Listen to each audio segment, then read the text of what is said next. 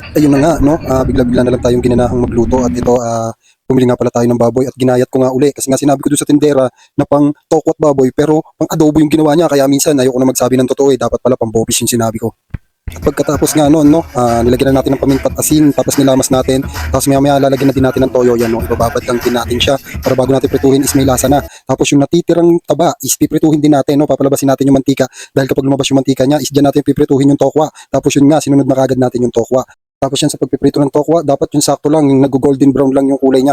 Tapos pag nag-golden brown na siya, babalik na rin naman natin. At yun nga, no, yan, ganyang kulay. Pagka ganyan na yung kulay, babalik na rin na natin siya. Tapos pag parehas na at pantay na yung kulay niya, hanguin natin para gayat-gayatin na, no.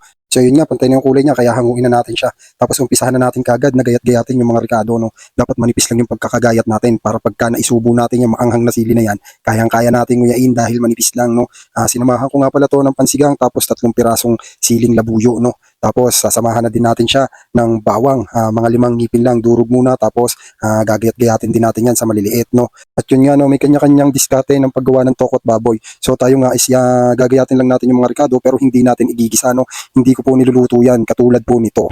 Tapos kapag nakahanda na yung mga ricado, guys, ay isusunod na natin yung baboy, no.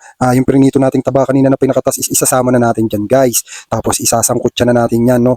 Tapos maya-maya tatakpan na din natin yan, no, para maluto na siya. Mga 10 minutes natin yan iiwanan, guys. Pero bago yon, halu-haluin muna natin. Haluin. Tapos yon, tatakpan na nga natin siya mga 10 minutes, no. At yun nga, after 10 minutes, eto na siya. No, medyo luto na siya, tapos hahaluin lang din uli natin, no, hanggang makuha natin yung pinakakulay na hinahanap natin. Papamantikain natin yan, yung mga sabaw na nasa ilalim is kailangan maubos yan. Kapag ka nagmantika na, doon natin siya lulutuin sa sarili niyang mantika, guys, no. Kung makikita nyo is mantika na yung ilalim niya, no, puro mantika na lang siya. Haluin lang natin ng haluin yan hanggang sa maluto siya sa sarili niyang mantika, guys, at makuha natin yung tamang kulay na hinahanap natin. At yun nga, no, matapos yung mahabang haluan, no, nakuha na natin yung pinakakulay nung karne na hinahanap natin. So tamang-tama na yan, tatakpan lang uli, then hinalo lang din uli natin para sumakto na yan. Nakita nyo parang chicharon, tapos yan, kumpleto na silang lahat. Kalamansi at yung mga ricado, tokwa at pinaghalo-halo na natin yan. So ano pang hinihintay nyo? Tignan nyo naman, pang ulam na, pampulutan pa, let's go! Montage!